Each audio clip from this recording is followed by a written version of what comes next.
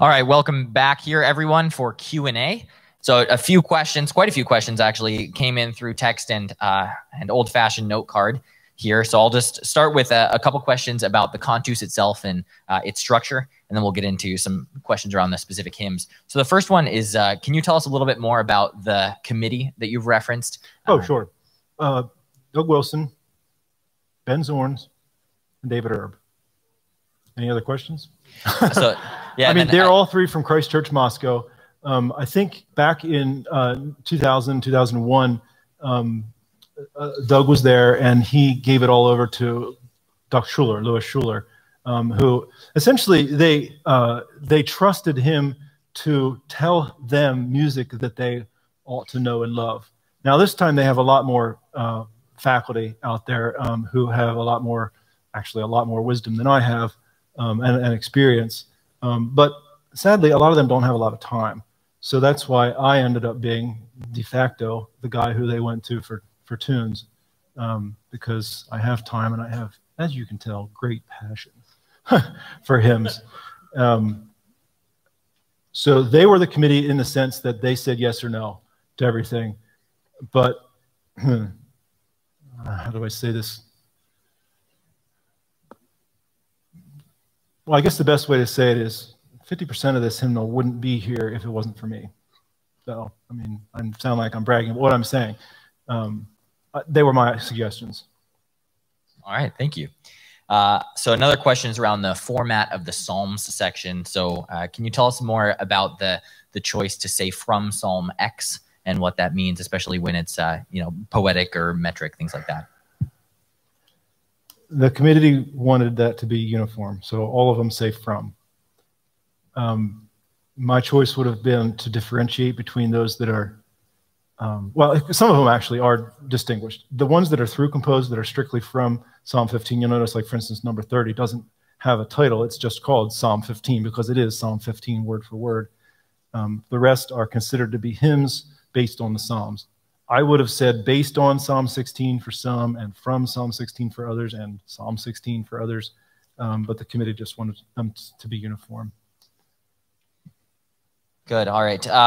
Another one here. So many of the familiar tunes that we've added to the new cantus, they seem to be transposed into a slightly higher key than others. So specifically thinking about ones like Trust and Obey, Come Thou Fount, this is 395, 414, or My Hope is Built on Nothing Less, 411. Can you comment on the choice to choose those specific keys versus other more standard keys? First of all, whoever asked that question, thank you.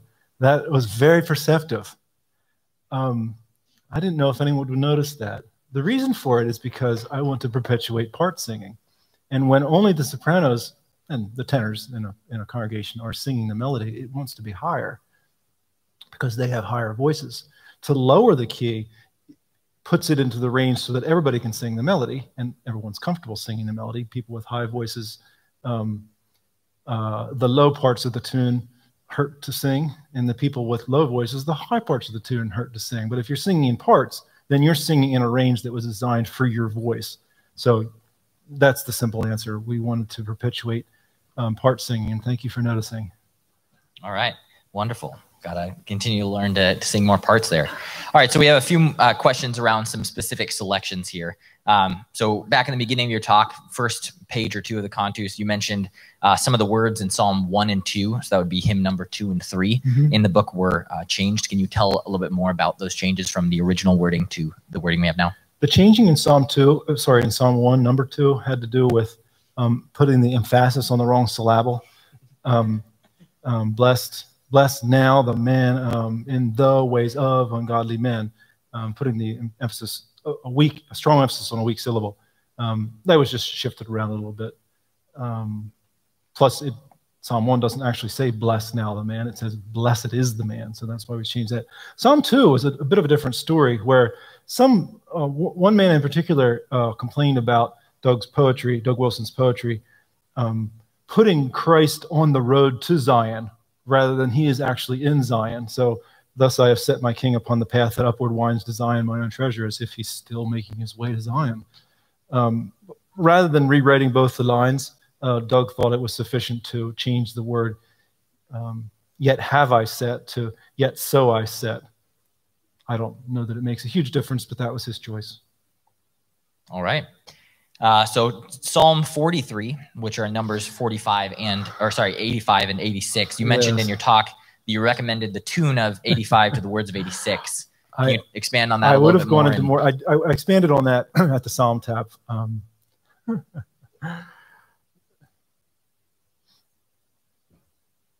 For thou the God art of my strength, why thrustst thou me thee fro? What did I just say? Apparently that made sense back in 1615, although I'm not even sure back then that it did. But again, the Scottish Psalter was rearranging as many of the exact words from the King James, or actually it would have been from Coverdale, to fit the meter as they could. So they didn't want to change any words. They didn't want to use any synonyms. They just wanted to rearrange the words. And as a result, you've got Yoda, basically.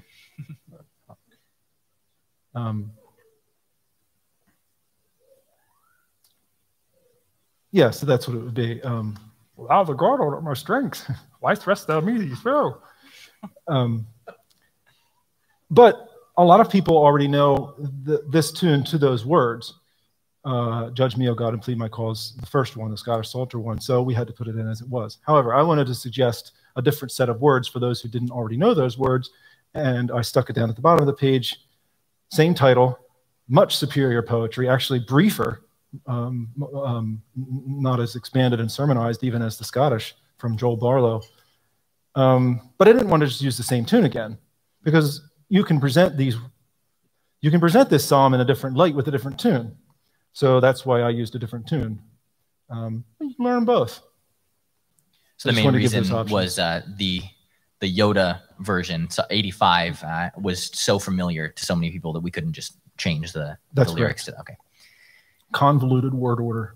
I like Yoda better. All right. Be Still My Soul, which is number 394. Can you tell us a little bit more about the addition of the last verse there that's not typical, as well as there might be some potential lyric changes as well? Dear me, I may not be able to. 394? Yeah, number 394, Be Still My Soul. I think. What can I say? These are the lyrics I grew up with. Well, there you go. Perhaps some grew up with. Why would anybody leave them out? I think I theorized on that earlier. People don't like to sing about heaven. You tell me and we'll both know. I don't know. All right. I mean, does anyone else have a thought on that? I think we're clarifying the question here.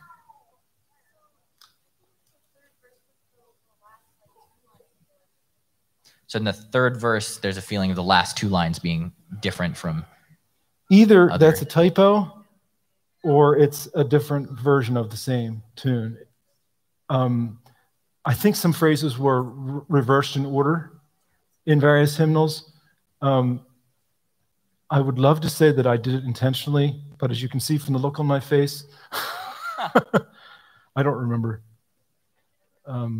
In some cases, I took these straight from hymnary.org. And if you've poked around hymnary.org very much, that most hymn texts have lots of different versions. And I may have just picked one that happened to be less popular. Good, thank you.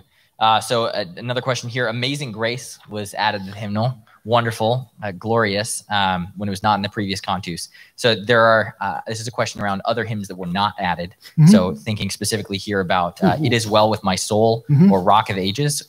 Were those hymns, either one of those hymns considered? And if so, what was the reason for not including those? So It Is Well With My Soul and Rock of Ages. And many others. And Jesus Loves Me. It was a committee's choice. Those three that you mentioned and about a dozen others, I included in about 20, 25 gospel songs that I recommended to the committee. And they told me which ones they wanted and which ones they didn't. They also had some that I wouldn't have picked. That's probably as much as I can say. You might want to forward that question to Doug Wilson. The book is already heavy enough is the answer. Well, I mean, we could have left other songs out, but I'm getting on kind of shaky ground here because this is actually not my hymnal. I'm just the spokesman for it, and I really am very fond of it. But if it were my hymnal, things like that would have been different. I would definitely have Jesus Loves Me. Good.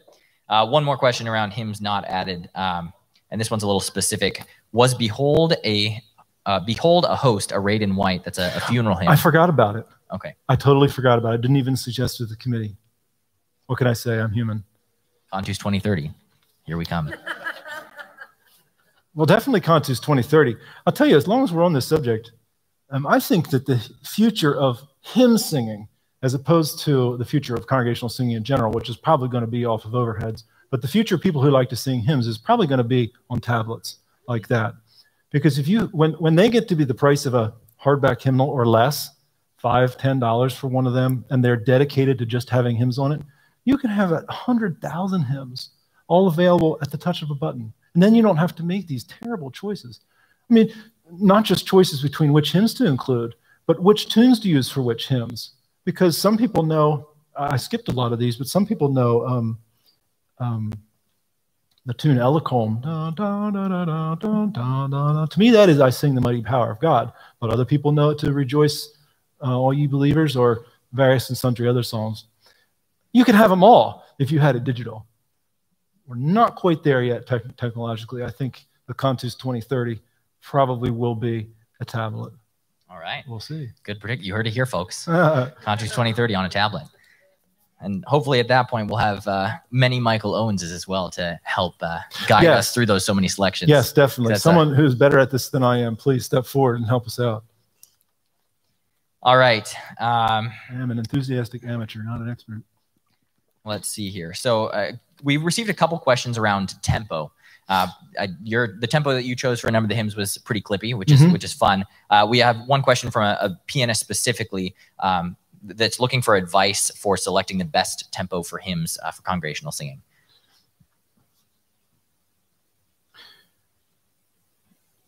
You got a question of genre. Certain songs you really shouldn't sing fast. I made note of several of them, and some I skipped today. The Angel Gabriel looks like it could be sung fast, but you really shouldn't sing it fast because of the mood of the tune. And when you say it looks like it should be sung fast, it looks like it should be sung fast because it's in 9/8 timing, so it looks like dun dun dun dun dun dun, which is tempts you to want to sing it quickly. Also, notes hymns with a lot of 8th notes and 16th notes just looks on the page as if it should be sung fast. Get a sense of the tune and you know which ones. But for the ones that might be sung fast, how fast do you want to sing them? I don't have a hard and fast rule, but I have a couple of rules of thumb that I go by. One is err on the side of faster for several reasons. You err on the side of faster because people will naturally slow down. They don't naturally speed up. So start on the faster side. Secondly, faster is generally more enthusiastic, and enthusiasm is, I don't want to put too high a claim on it. When visitors come into a church, they will notice how friendly were the people and how well did they sing. And the how well did they sing, I mean, aside from the sermon, but they probably don't even remember the sermon, forgive me. But in terms of judging the church as a whole, it's how friendly the people and how well did they sing. And if you sing fast and sing loud, people will enjoy it. What can I say? Whether it's too fast is, can you pronounce all the words? So as long as it's not so fast that you can't, that it's too fast for clarity. That's what I would say. Err on the side of being too fast, because it's going to slow down. People like enthusiastic singing. Just make sure it's not so fast that you can't fit on all the words. A lot more could be said about that. I'm not a pianist. Actually, I was a pianist for 10 years in a Baptist church, and we sung everything at a moderate tempo. Nothing fast, nothing slow. Now I attend 2 churches, a Lutheran church that sings everything fairly slow, and All Saints, which sings, All Saints Presbyterian CREC Church, which sings everything very fast. Everything very fast, including a song like How Brightly Shines the Morning Star, da, da, da, da, da, da, da, which is usually sung at less than half that tempo. And it's okay. It's okay. I would prefer it slower. But on the other hand, again, if you're going to err on the side of slow or fast, I don't know. It just depends on the ambiance. Okay, what I was going to say about the two churches, I'm grateful to be able to attend both those churches because one of them is peaceful and serene, and one of them is vigorous and exciting. And I think there's room for both, and I know I personally need both. They're very sharp contrasts, though. I could talk about the rest of the day, and I'm not really an expert, so I should shut up. Next question. Good. Well, so just to close out on that one, it sounds like the text or meaning of the hymn might depend on, might say whether it should be played slower or faster. So like a funeral hymn might be played slower than something rejoicing would be played a little faster. Well, and when yes. you play faster, err on the side of clippy. Yeah, but by the same token, if the text has a more slow, thoughtful feel, the hymnal editor, if he's done his job right, has picked a tune that should also be sung more slowly. Yeah, so you're judging from the words and the text. Okay, thank you. So this one might be a little bit of a joking question here, but earlier in your talks, you lauded the value of singing in Welsh. So we have a question here. Should we all learn Welsh? Oh, did I say singing in Welsh? Oh, I mean, the sound of the Welsh language is very lovely and very beautiful, but I don't know it. I don't understand it. I go to the Welsh hymn sings, the Gymanfa Gani, and they sing half of their songs in Welsh. I can pronounce it, but I have no idea what I'm saying. In fact, there's some songs, like the one song, I've never sung it in English because they always sing Sancti, Sancti, Sancti Vior. They never sing Holy, Holy, Holy Lord. And to record it in English sounds wrong to me. No, we shouldn't all learn Welsh. We should sing in the words that we understand because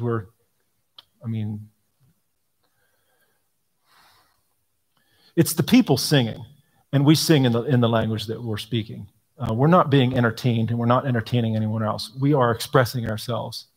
So, yes, very definitely sing in the language that you know. And by the same token, that goes back to the question about the Scottish Psalter. If it doesn't make sense, don't sing it. Now, I don't mean literally you should stop singing, although you're welcome to. But just as a general rule of thumb, take a look at the words and see if they really do make sense. And if they don't, explain them. Like what I said earlier about midst flaming worlds. There's a spot in Immortal Invisible that I think probably most everybody misunderstands because of where the words fall in the line. It actually makes a lot of sense, but it doesn't. It takes some thought to realize what's being said there. And I would say the same thing about the Mary Sidney Herbert and the Philip Sidney Psalms in here. Read through them carefully, think through what they mean. They are actually very profound, but not maybe at first reading.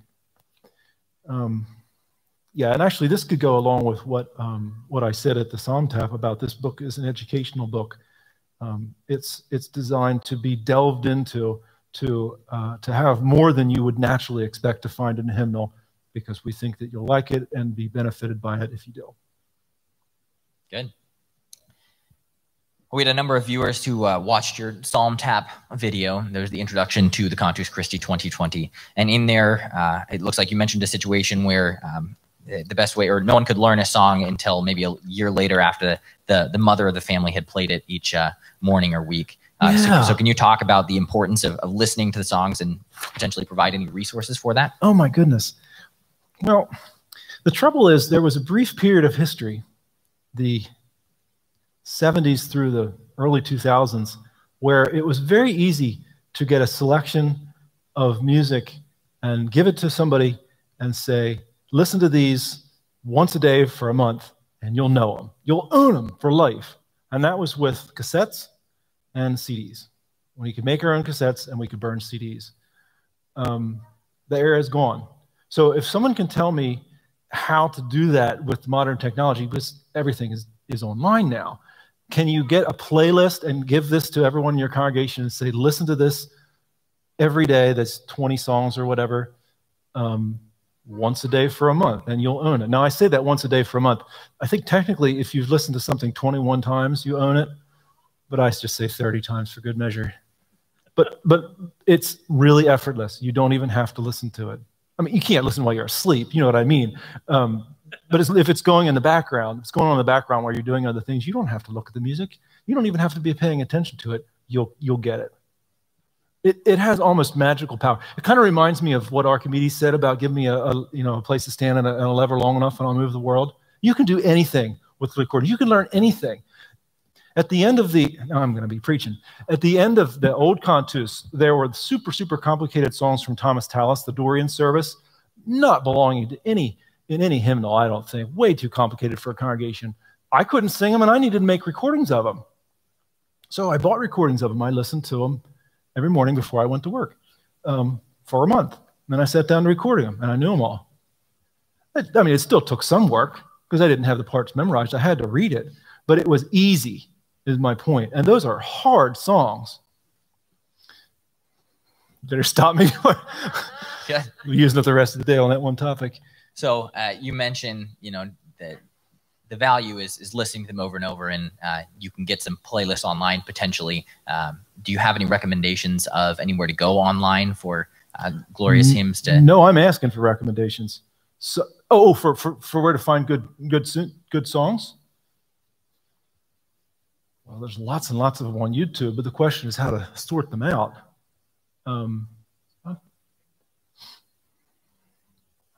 Say again? I'm not at all familiar with those services. Are there already playlists made up of good quality hymns? They allow you to build custom playlists for yourself. And once it's out there, anybody can subscribe. Anybody in the world can subscribe to that playlist. I'm glad to know. Yeah, it can be on other as well.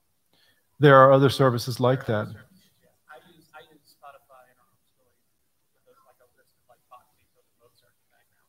A playlist that I've used from somebody else. Sure. Well, there you go. Someone needs to make them. Kyle? Yeah. So for those...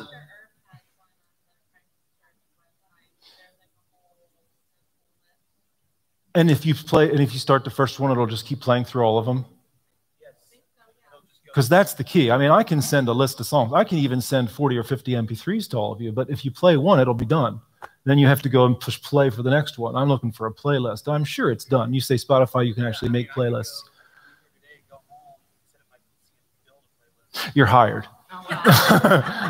So for those of you tuning in online or watching the recordings, Michael just entered the 21st century and learned about Spotify. It's a long story.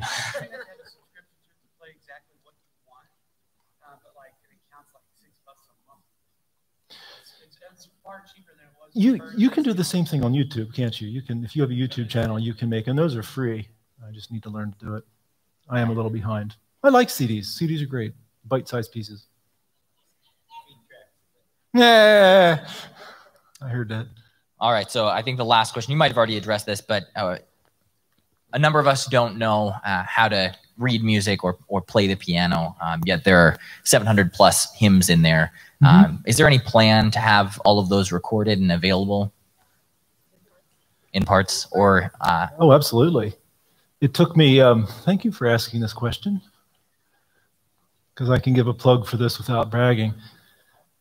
It took me 6 years to record the last Cantus because I was doing it for free.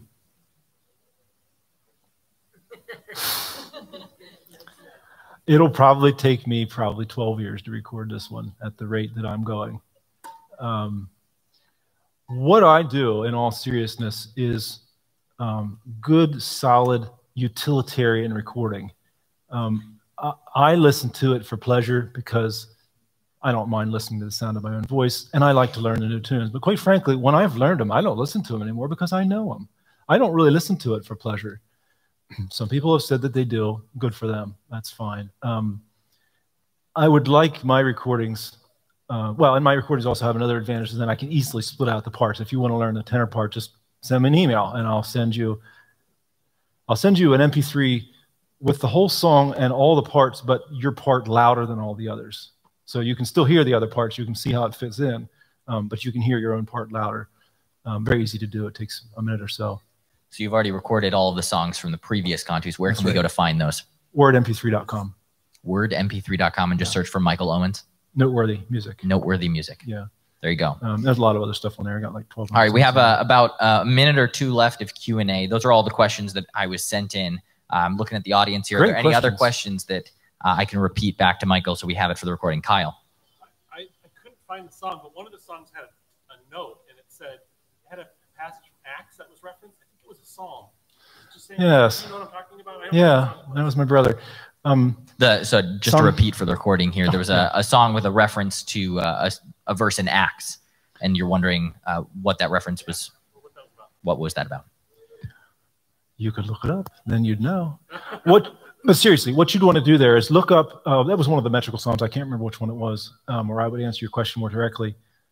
There was a word in there which, in the psalm, was a certain word, but then in my brother's metrical version, he used a different word, and he justified that by saying, well, when this verse was quoted in Acts, they used a different word.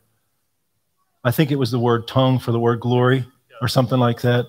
Yeah, somebody in the New Testament quoted that verse, and they used a different word. It was like a New Testament commentary on the Old. Very perceptive. Yeah, it's a little unusual to put footnotes like that in a hymn. I have several of them in here, and why not? What's your name? Oh, Ben. Ben? How many congregations are using the new Cantus? How many congregations are using the new Cantus? Lots, but not very many. You know what I'm saying? I don't know the answer to that, but I know that the first Cantus printed 1,000 copies in 2002 and then printed another 3,000 in 2007, and they haven't sold them all. This Cantus has printed 1,000 in May and printed another 3,000 last month because they're already sold. That's as much information as I can give on that. And I believe most of those 3,000 are already sold as well. I think so. They're needing to do another print. So that's 4,000. Any last question? Final question here, Eric. So I have one question. Being new to CMC churches, how is a determination made when a song becomes popular? They even come from CCM, Christian Contemporary Music. Because I've seen like in the Baptist hymnals, that's my background, or like even a couple of Michael W. Smith's songs, like "Great Is the Lord," to me meets him quality, right?